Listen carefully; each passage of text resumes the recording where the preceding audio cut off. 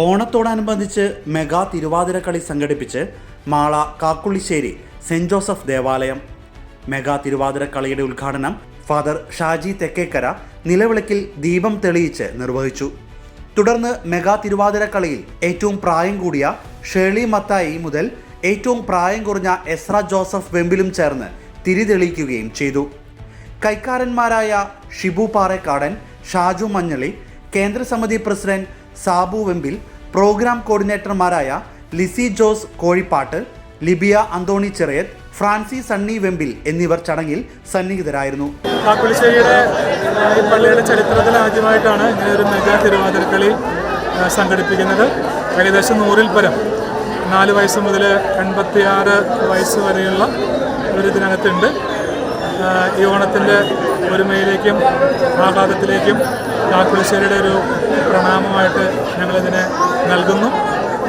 ഇതിൻ്റെ പിന്നിൽ പ്രവർത്തിച്ച കമ്മിറ്റിക്കാരാണ് പുറകിൽ, കൈക്കാരന്മാർ, പ്രസിഡന്റ്. ഇതിൻ്റെ ബാക്കി ഓണാഘോഷങ്ങൾ ഈ വരുന്ന ഞായറാഴ്ച രാവിലെ മുതൽ വൈകിട്ട് പള്ളിയങ്കണത്തിൽ എല്ലാവർക്കും, ഇടവകയിൽ എല്ലാവർക്കും ഓണസദ്യയോട് കൂടെ തന്നെ ഇടവകയിൽ ആഘോഷിക്കുന്നു.